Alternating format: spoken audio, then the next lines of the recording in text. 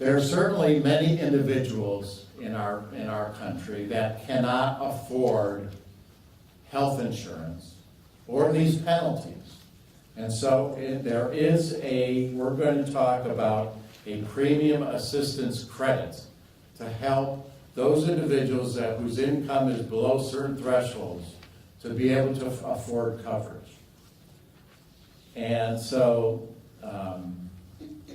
let's talk about exactly how that works. And this first starts in 2014 when all of this applies. Certain low-income individuals will be allowed a refundable credit. Well, actually, the money's going to go directly to the insurance company. The individual that these credits apply for, the money will go directly to the insurance company. An ineligible individual is essentially an individual or family that is below 400% of the federal poverty level. The federal poverty level for a single person today is about $11,000. For a family, it's about $22,000. So if an individual doesn't have insurance coverage from their employer, and they're on their own, and their income level, remember, 400 times, so if their income level as a single person is under about $44,000, they'll qualify for a credit or a government subsidy, if you will, to pay for a portion of their health insurance coverage. For a family, 4 times the poverty level gets you up to about $88,000. So that's going to include a lot of folks who do not have coverage otherwise. And so we're going to be looking at a household income definition compared with these poverty levels to determine whether or not an individual is qualified for the credit. Now, for this purpose, household income is defined by that prior definition that I talked about. The federal, your adjusted gross income plus tax-exempt income, but for this purpose, we add to that any untaxed Social Security benefits that an individual receives. That is the definition of household income. And then the credit amount is basically a sliding scale. The higher the income, the lower the financial subsidy from the government. The lower the income, the greater the financial subsidy from the government. And so the credit amount is a percentage that ranges between 2% and 9.5%, depending on the level of income. I know Dan and Steve are going to talk about these various levels of health insurance coverage plans, but the basis on which this credit is allowed is based upon the Silver Plan.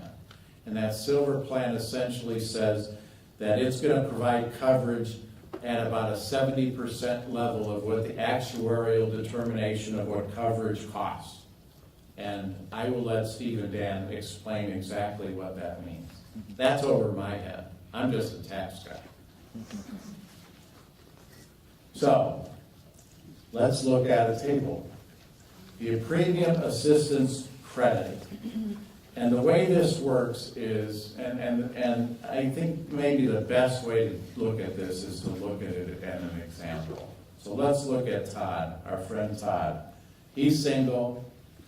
Todd has income of about $28,000, a little short. The lowest level Silver Plan, that cost is assumed to be $4,500 a year, $375 a month. Todd's income level at that $27,925 amount is 250% of the federal poverty level. And so what that tells us is that Todd can afford, what the government's telling us, is Todd can afford to pay 8.05% of his income toward the health insurance.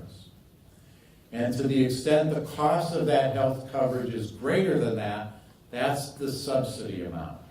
And so here, 8.5% of Todd's income at $27,925 is $2,247. The government's telling us, or telling Todd, you can afford to pay $187.33 a month. The total cost of that silver plan is $375. So the government's going to provide Todd with a subsidy that will go directly to the insurance company for that difference of $188.67. That's how this premium subsidy assistance will work. And again, it's determined on a monthly basis. And so, there are a lot of individuals in our world who start out making, what's the minimum wage today? Much lower than this. And so we're going to have, for individuals, if you look at all the individuals that work in retail or part-time, they're working in like the fast food restaurants. We're going to see a lot of those folks are going to qualify for this credit. And even a family, you look at the federal poverty level for a family, that $88,000 number I mentioned, a lot of folks are going to qualify for this subsidy. So we really need to pay attention to that when we have people in our lives.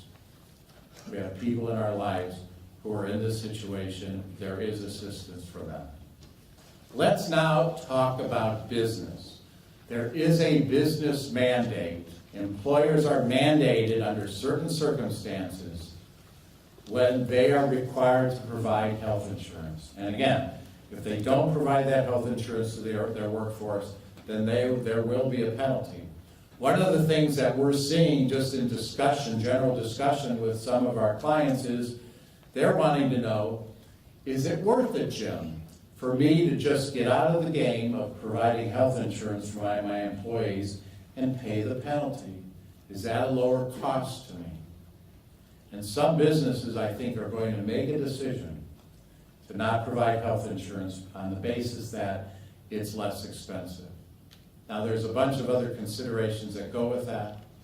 We're also seeing many employers that are looking at the number of hours that their employees work, because health insurance is not required to be provided to any employee who works less than 30 hours a week. They're not required. Our local university has already made an announcement that they're looking at reducing the number of hours that many of their employees work, so they will not be required. This business mandate, there's been a bit of confusion. This business mandate, employer mandate, not only applies to for-profit businesses, it applies to nonprofits.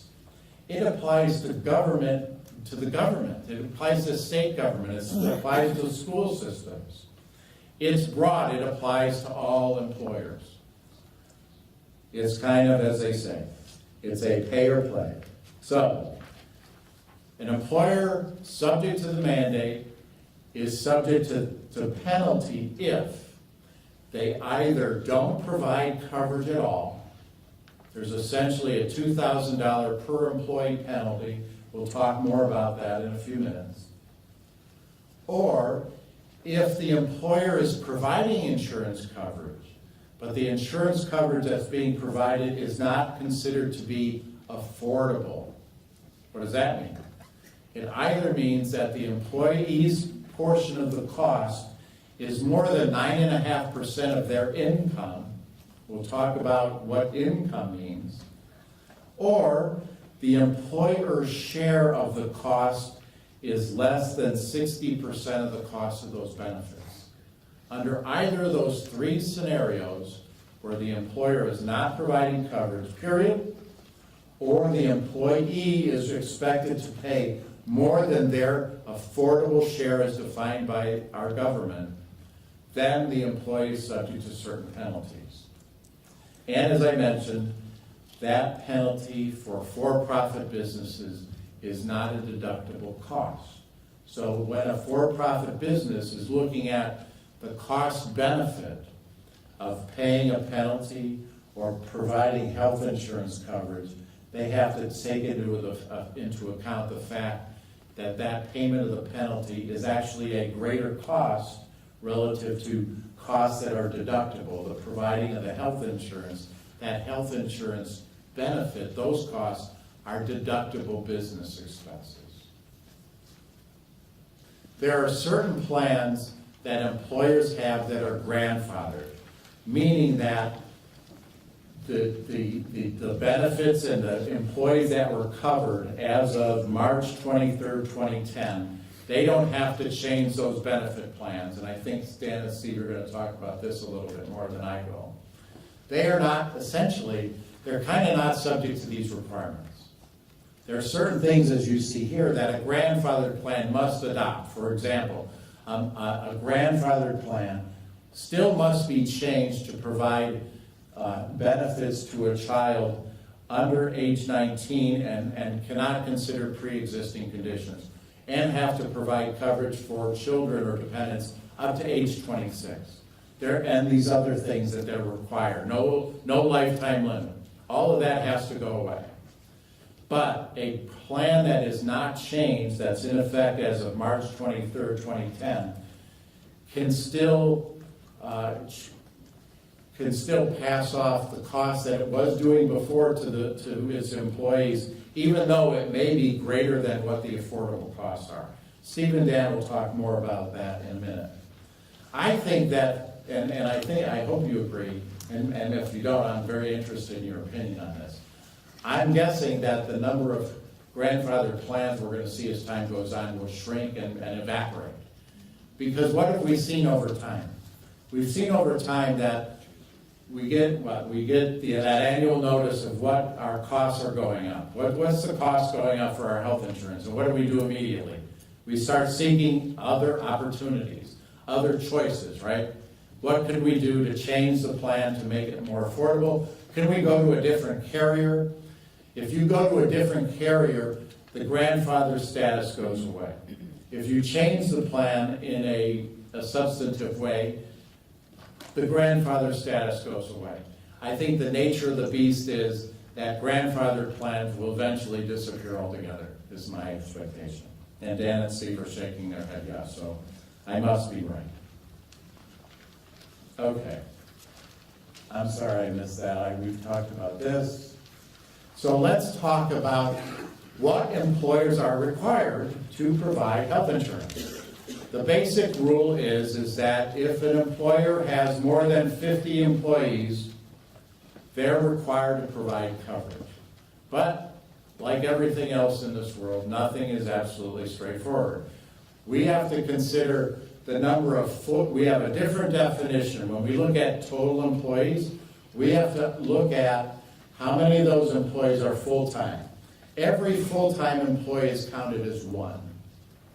A part-time employee, we have to go through a full-time equivalency calculation to determine how many employees there are. And so if your entire, let's say you've got, and I have an example here, if you have 30, let's say you have 30 full-time employees, well, all 30 of those count. And you have 100 part-time employees. Well, for those 100 part-time employees, you have to count all of their hours, divide those hours by, what is it? 120. Pardon? 120. 120. You divide that by 120, and then you determine then a full-time equivalency. And so if your full-time equivalency plus the number of your full-time employees goes above 50, now you have to provide health insurance to your employees, but only to those employees that are full-time. Full-time meaning working more than 30 hours a week.